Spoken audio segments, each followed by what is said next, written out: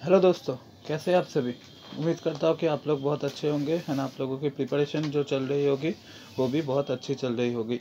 इस बात के साथ आज हम लोग डीएनए का एक रिपेयर मैकेनिज्म देखेंगे। ओके, जिसको हम बोलते हैं बेस एक्सिशन रिपेयर। ओके, सो अगर हमने उसका जो टाइटल है उसमें गौर फरमाया, so base excision repair, right. Base excision repair मतलब अगर न्यूक्लियोटाइड के जो बेस है उसमें अगर कोई प्रॉब्लम है तो बेस एक्सिशन रिपेयर हमारे लिए वो ठीक कर सकता है। सो बात आती है कैसी तरह का प्रॉब्लम। मान लो ड्यू टू ऑक्सीडेशन हमारे डीएनए में जो गुआनिन रहता है वो समहाउ एक गुआनिन ऑक्सो गुआनिन में कन्वर्ट हो गया। सो ये वाला चीज़ में base excision repair oxo guanine को हटा के फिर से गुआनिन को रख सकता है। मान लो सिस्टीन का डिएमिनेशन के कारण सिस्टीन जो है यूरासिल पे कन्वर्ट हो गया। So base excision repair uracil को हटा कर सिस्टीन को वापस ला सकता है। सो ऐसे तरह के बेस लेवल में अगर कोई प्रॉब्लम हो जो नॉन हेलिक्स डिस्टॉर्टिंग होगा and small level of problem, उस चीज़ को बेस एक्सिशन रिपेयर ठीक कर सकता है। ओके, सो चलिए देखते हैं कैसे होता है। सो मैंने यहाँ पर गुआनिन एंड साइटोसिन का एक एग्जाम्पल लिया है जहाँ पर इनिशियली सब कुछ ठीक है, सी है एंड जी है, नॉर्मल स्टैंडर्ड बेस पेयरिंग ही हो रहा है। पर नाउ समहाउ म्यूटेशन हो गया है due to deamination and as a result cytosine पे के जगह पे आ गया है यूरासिल। ओके, नाउ अब बेस एक्सिशन रिपेयर का काम शुरू होगा। तो पहला जो एंजाइम आएगा उसको हम बोलेंगे ग्लाइकोसाइलेज एंजाइम। क्या एंजाइम? ग्लाइकोसाइलेज एंजाइम। सो ग्लाइकोसाइलेज एंजाइम क्या करता है इसको जानने से पहले मैं आपको फिर से न्यूक्लियोटाइड का जो स्ट्रक्चर है याद दिलाना चाहूँगा कि न्यूक्लियोटाइड में एक शुगर ग्रुप होता है जिसके साथ एक नाइट्रोजन बेस जुड़ा होगा एंड यहाँ पर क्या जुड़ा होगा? फॉस्फेट ग्रुप जुड़ा होगा, राइट। सो ग्लाइकोसाइलेज क्या करेगा? इस जो ग्लाइकोसाइडिक बॉन्ड है जिसके माध्यम से शुगर के साथ नाइट्रोजन बेस जुड़ा हुआ है उसको काट देगा एंड एज ए रिजल्ट क्या होगा? जो नाइट्रोजन बेस है वो हट जाएगा, राइट। इसका मतलब ग्लाइकोसाइलेज आके यहाँ से यूरासिल को हटा देगा। ओके, सो यहाँ पर after the treatment of glycosylase sugar phosphate backbone जो है वो तो एज इट इज़ है, पर यहाँ पर गुआनिन को इनकाउंटर करने के लिए कोई भी बेस मौजूद नहीं है। ओके, सो यहाँ पर जो साइट जनरेट हुआ है हम लोग उस साइट को बोलते हैं एपी साइट। क्या बोलते हैं? AP site. तो एपी साइट दो तरह का होता है, ए प्यूरिनिक साइट, ए पिरिमिडिनिक साइट। दो साइट का नाम होता है डिपेंडिंग अपॉन हमने क्या हटाया है। तो यहाँ पर हमने हमने यहाँ पर साइटोसिन हटाया है तो ये होगा ए पिरिमिडिनिक साइट, राइट। हमने पिरिमिडीन को हटाया है। ओके, पर हमारा जो शुगर फॉस्फेट बैकबोन है वो एज इट इज़ है। ओके, सो नाउ इसके बाद जो एंजाइम आएगा उसको हम बोलते हैं एपी एंडोन्यूक्लियस। एंडो मतलब क्या? ए डीएनए को अंदर से काटेगा, ओके, एंड काटेगा from 5 prime and. Okay, so now वो डीएनए को कहाँ से काटेगा? वो डीएनए को काटेगा यहाँ से। इस शुगर एंड फॉस्फेट के बीच में जो बॉन्ड है इसको एपी एंडोन्यूक्लियस आके उड़ा देगा। Okay, and as a result अगर आपने गौर किया तो यहाँ पर एक 3 प्राइम ओएच ग्रुप जनरेट होगा, क्योंकि ये अगर 5 प्राइम एंड है तो ये 3 प्राइम ओएच ग्रुप होना चाहिए। सो ये हुआ 3 prime OH group, right.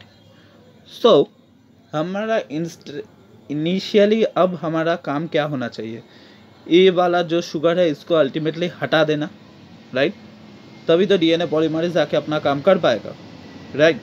So now एक चीज़ अगर आपने गौर की, यहाँ पर तो कुछ नहीं है ना।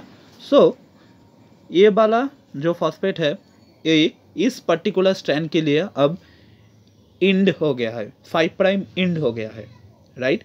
सो अब इस वाले जो शुगर एंड फॉस्फेट है इसको काटने के लिए क्या हम एंडोन्यूक्लियस को लगा सकते हैं? नहीं लगा सकते, एक एक्सोन्यूक्लियस को लाना पड़ेगा।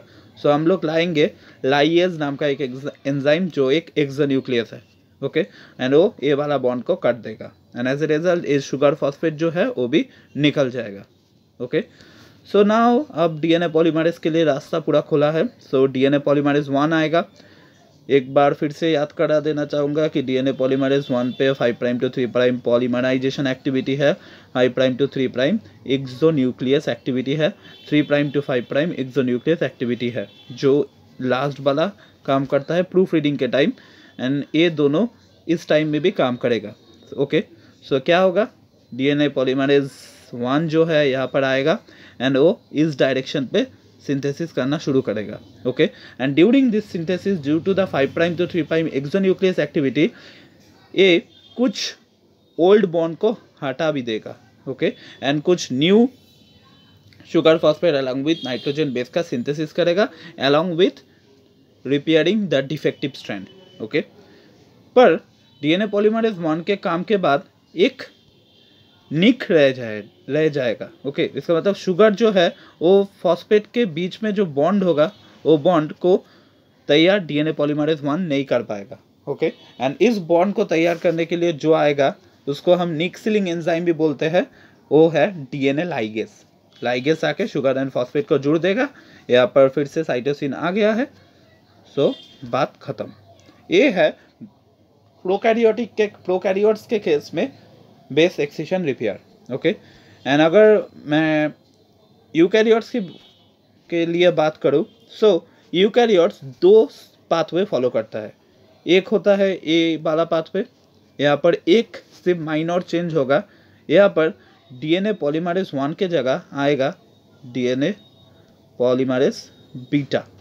ओके, एक माइनर चेंज होगा एंड उसके बाद जो है वो एकदम सेम होगा।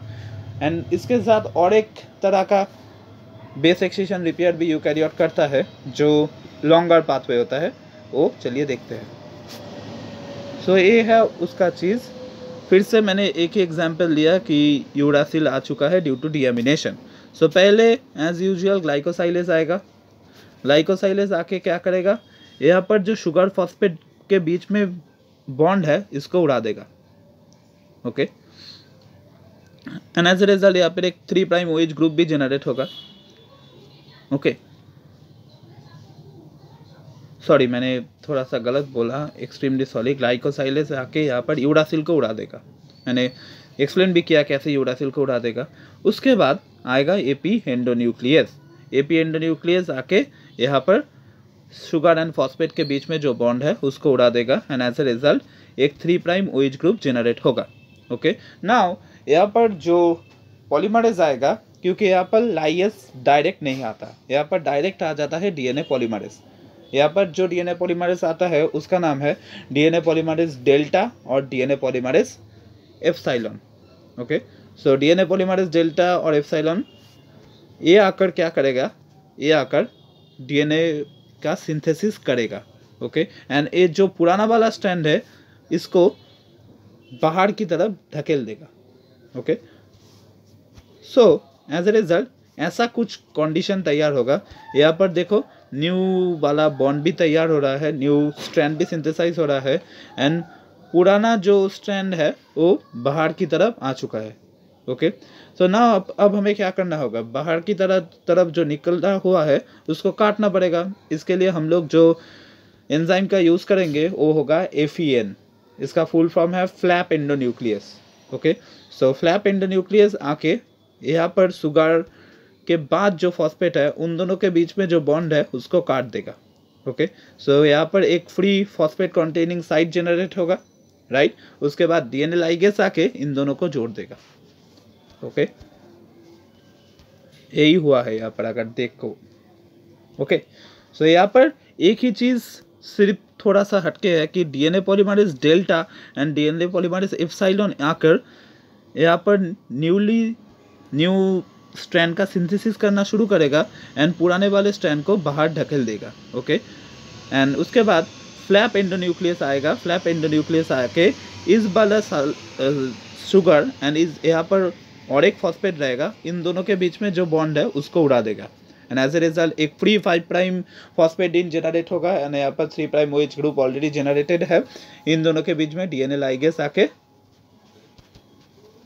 एक बॉन्ड क्रिएट कर देगा एंड एज ए रिजल्ट एक newly synthesized and repaired DNA strand का सिंथेसिस होगा, जहाँ पर जो बेस में प्रॉब्लम था वो भी ठीक हो चुका है। ओके, ऐसे करके हमारा जो यूकैरियोट है वो बेस एक्सक्रीशन रिपेयर करता है। Okay, so base excretion repair के लिए डीएनए पॉलीमरेज 1 प्रोकैरियोट में काम करता है एंड डीएनए पॉलीमरेज डेल्टा और एप्सिलॉन काम करता है यूकैरियोट्स के लिए। ओके, सो ये था हमारा बेस एक्सक्रीशन रिपेयर का वीडियो। So thank you.